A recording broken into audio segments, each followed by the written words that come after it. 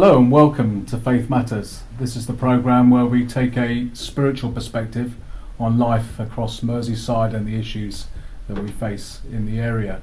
And our guest today is Nadine Daniel from the Diocese of Liverpool and Liverpool Cathedral and a whole host of other things which we will discuss. You're a former barrister. Yes. Just tell us a bit about what you're up to now. Well, I basically do two main things. For the two cathedrals and the inner city Christian churches, I work for Hope Plus, which is a community outreach that reaches across all faiths. Started life as a food bank, now we do a lot of work with asylum seekers and refugees. So that's the day job, and around that I'm also the Anglican Commissioner on the Archdiocese, and that's where I'm Catholic, Justice and Peace Commission, and I am the Bishop's Advisor on Interfaith Matters for the Anglican Diocese. Well, okay, so you're very busy. Just a bit. And you're a member of the Cathedral congregation? I worship here and also at St Margaret of Antioch in Toxteth. Right, okay, very busy indeed. Okay, we're talking today about refugees. Yes. In Liverpool and beyond. We hear this term, particularly at the moment, it's being used politically, I think, with the whole Brexit debate, the whole debate before the referendum. We hear this term, the refugee crisis. Is there a crisis facing the country or even facing Europe at the moment? And is there a crisis facing the UK? No. Is there a refugee crisis? Yes. Is it affecting us as part of Europe? Yes, of course it is. But it's not the first crisis, and sadly I doubt it will be the last. We've had refugee crises before. We've had the Vietnam boat people. We took far more of them than we've taken in the current crisis. We've had the Ugandan Asians. We took far more of them. And they've all gone on to do pretty well. It was quite interesting looking at the Sunday Times Rich List last week. There were quite a few people who came as refugees from Uganda on the Sunday Times Rich List. And I found myself wondering in 20 years' time how many Syrians and Iraqis might be on the Sunday Times Rich List, having come here as refugees. okay, so why haven't we got are you saying we haven't got a crisis here, or the crisis isn't hitting us because we're not receiving the amount of refugees and asylum seekers that we should be receiving? Last June we had Liverpool is twinned with Cologne, and some Christian representatives from the various denominations in Cologne came and visited us in our St Bride's Pantry, and I expressed astonishment because at that point Germany had taken 500,000 refugees from Syria and the Near East against our 22,000. And the deacon of Cologne Cathedral, who's an older man, I'm sure he won't mind me saying that, expressed astonishment. He said, no, he said, in the Second World War we took 7.5 million. 500,000 is nothing. We can cope with 500,000. I'm going out there in about 6 weeks' time, and I was speaking to them, and they said, no, we're coping quite well, thank you, and they're at over 1 million now, and we're at 24,500 in a population of almost 60 million. So if you sort of divvied that up amongst every town, it's not really a lot. The problem is that they are concentrated in a very small number of cities, and in fact Liverpool is the city which takes more than most. Okay, we've got a history, haven't we, here of receiving people from the four corners of the world. Absolutely. Would you say that as a city we've got something to teach other cities, other communities across the country? I have, because if you look, okay, we don't have the largest Chinatown in Europe, but we have the oldest Chinatown in Europe. We've had Chinese folk living here for 400 years, and they are very much assimilated members of our community. They have their own culture and they're very proud of it, but they have a lot to contribute to our city. And you can say the same of our very long-standing Sudanese and Somali communities, which again are the oldest such communities in the country. And they are very much they're Scousers. Yeah. They're Sudanese Scousers, they're Somali Scousers, but we're all Scousers. And yes, of course we have problems, and certainly in parts of the city which are very, how can I put this, monochrome. But where we have areas where people are living from all four corners of the world, everybody rubs along really well, and I don't see that in other cities. Yeah, I've lived in 4 or 5 cities, including Liverpool, and that would be my experience as well. And I think that's something we, in the right kind of way, we can be proud of. Very much so, and you even see it within the faith, within the other communities. So, for example, one of our major mosques, the Al Rama mosques, and in fact it's pretty much true for all the mosques in the city, there are people of various nationalities. Now, where in my former life I used to go through to places like Bradford and Preston, and that wasn't the case. You'd very much have a mosque which was dedicated to people from one continent or one area of a continent. So you'd have an African mosque, you'd have an Indian mosque, you'd have a Pakistani mosque, and that isn't the case here. I think the figures I had from Al Rama a few months ago was that they had people worshipping with them from over 70 different nationalities. And that means that you don't have that ghettoisation, for want of a better word, that you get in other cities. And I understand with the Al Rama Mosque, I mean, we need to ask a representative from there, but I understand there are people from differing Islamic traditions they're worshipping on a Friday and at other times. Yes, I mean, that's something that they keep quite quiet about, but yes, that does happen. And because you have roughly the same split here as you have nationwide, which is about 5% of our Islamic population are Shia, 94% are Sunni, and you have some of the other smaller denominations within Islam that make up a very small amount, but we are seeing more of them as we see people from different parts of the world that we hadn't previously seen. So until quite recently we didn't have much of a Kurdish population in this city, and now we do, and their faith, some of their faith is a bit different.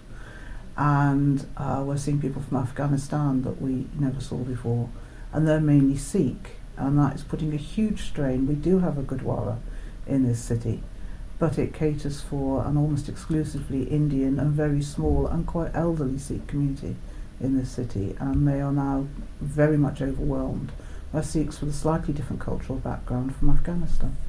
Interesting. Now, the history of the church regarding refugees and asylum seekers. Obviously you've done a lot of thinking and research about this. Can you tell our viewers something about that? It goes right back to the start, way beyond Christianity. You'll find one of the most famous examples of hospitality to the stranger is in Genesis 18, where Abraham welcomes 3 strangers at his door. And what is really interesting is when people talk about the destruction of Sodom and Gomorrah, which is in exactly the same chapter, Sodom and Gomorrah were destroyed because their sin was lacking that hospitality to the stranger. And so right from the very start of the Hebrew scriptures, in Jewish Talmudic tradition, you have this commandment to welcome the stranger. And the gospel for last Sunday was that famous part of St. John 13. Jesus says to his disciples, I give you a new commandment, love one another as I have loved you. He doesn't say love one another as Christians, he doesn't say love your fellow Christians, he just says love one another. And again you have that teaching in Matthew 25:35 with I was hungry and you fed me, I was thirsty, you gave me a drink. And it's there right the way through the Bible, and it also carries on into the Quran. So one of the 5 pillars of Islam is zakat, which is a command that you cannot be a Muslim unless you give charity to the poor, to the stranger. And throughout all the major faiths, there's that imperative to care for the needy, to welcome the stranger at your gate. There's even this, one of my favourite passages in the Bible is from Hebrews 13, where it says, welcome the stranger at your table, for you may unknowingly entertain angels in God's name. I'm sure you've entertained a few angels unknowingly. I think so. I get far more from our guests, and I've learnt more about my own faith as a Christian from some of the really intense conversations I've had with some of our Muslim guests. Boy do they know their Bible, they put us to shame. Their knowledge of the Christian scriptures is far better than my knowledge of the Islamic scriptures, and my job is actually to understand Islam. Yeah. And the history of Liverpool, is it the church in Liverpool with refugees? Always, if you think about it, I mean, whether it's people coming through the famine from Ireland, if it's people coming from West Africa, because we're a port. So a stone's throw from this building you have St James in the City, and that had very much a history. Its history was as of providing faithful support for Christians from West Africa, and I see it in my own church at St Margaret's. We get people from all over the world. Well, thank you, Nadine. We're going to go now to our commercial break, and when we come back, we're going to talk a bit more about the current refugee situation here in Liverpool. So join us after the break for Faith Matters.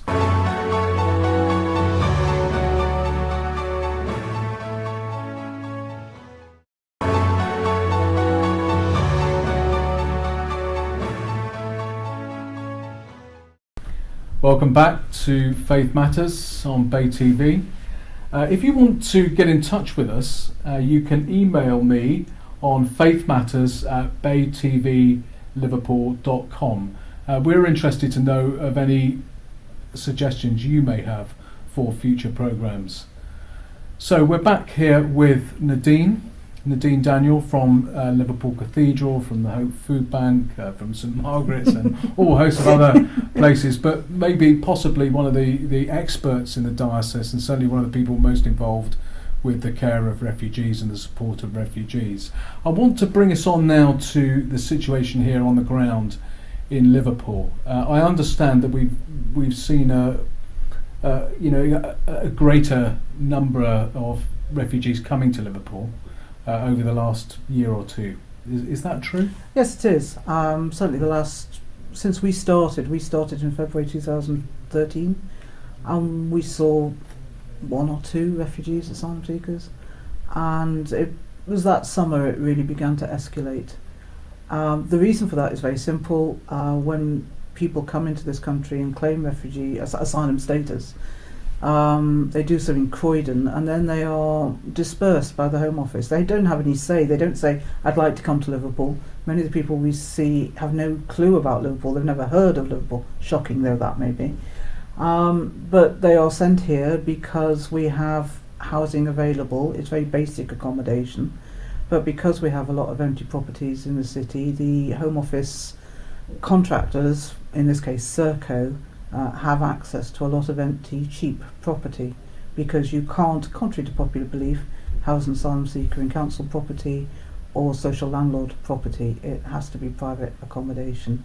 So when they arrive, just a stone's throw from here, there are 2 initial assessment asylum hostels, and if you're a single person you get a bed. You'll probably have to share 4 to a room, and if you're a family, no matter how big that family is, you get a room. And you are kept there until you are interviewed and screened, and then you are further dispersed out into the city centre and beyond. Until quite recently, that was really areas such as Kensington and down towards Tewbrook and the Lodge Lane, Smithdown Road area, such as the pressure that the government, central government, is saying to local governments, you will have to take. Not, we'd like you to take, you will have to take. And there's been quite a bit of resistance to that in certain areas of Merseyside. I, for example, had a conversation in St Helens with St Helens City Council, Town Council, that I found quite disturbing, because they made it very clear they did not want asylum seekers. They didn't have a tradition of having other people on their doorstep, but they will have to take them. And so we realised then that because asylum seekers were going out into areas which are monocultural, we needed to put a lot of work in on the ground before they actually arrived. And that's worked really well in places. My colleague John Davis from Together Liverpool has done a lot of work in West Lancs in Skelmersdale, so that they basically threw a party for the asylum seekers when they arrived, and they've worked really hard with the local churches there to integrate them into the community in Skelmersdale. And that's worked really well. It's a very good example of how to do it rather than how not to do it. I mean, that's great. We'll come on to that a bit more later. But where are our refugees coming from? Are they the predictable kind of places that we hear about in the news, or is it broader and wider than that? It's much broader and wider. People understand why people come from Syria because they see what's going on in Syria. They don't understand why they're seeing people from Afghanistan, and most of the people we see from Afghanistan are Sikhs or Hindus. In other words, they're non-Muslims, and that's because as we've pulled out, the protection that was being afforded to some of the Sikh families we've seen have been in Afghanistan for 200 years or more, has gone. And so they are at risk from the Taliban and also now from ISIS, Daesh, who are beginning to take over from the Taliban in certain areas of Afghanistan. You don't read about that in the papers. People think ISIS is only in Syria. And in fact, ISIS was in Iraq from 2006 and had control of certain areas of Iraq from 2006. And they're in Libya now as well. They're in Libya, they're in Egypt. There's indications that they are taking over from Boko Haram over in West Africa. That is really scary. That is really scary because you cannot reason with these people. And they're not Muslims. It's a political ideology. It's Islamist rather than Islamic, in much the same way as you could say the IRA were nationalist, but they just happened to be Roman Catholics. Yeah, yeah. Okay, so they're fleeing. These are minority groups often. Yes. As you're saying, they're fleeing persecution or impending persecution. Yes.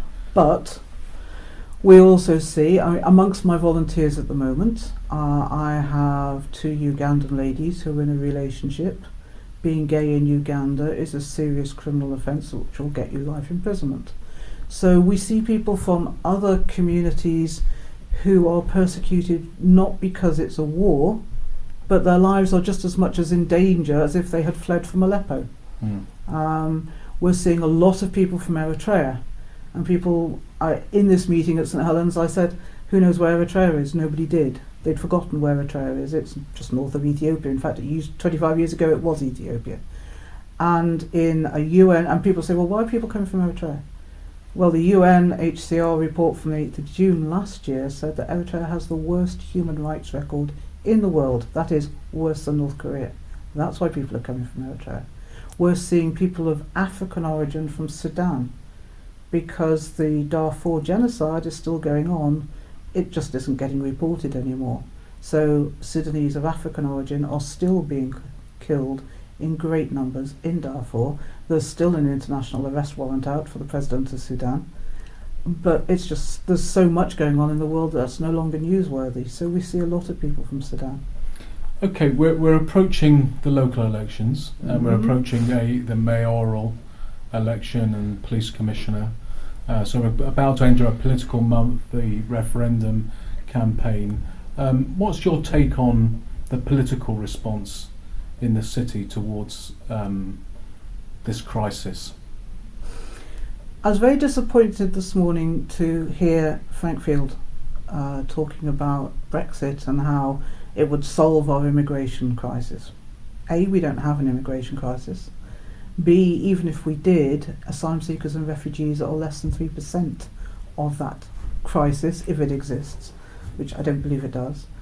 And this city is more than well equipped to deal with it. I think our leaders in this city have, on the whole, done really very well.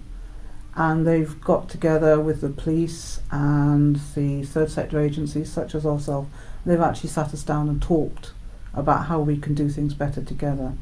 Sadly, that is unusual. I do have very real concerns, though, about some of the language and the rhetoric.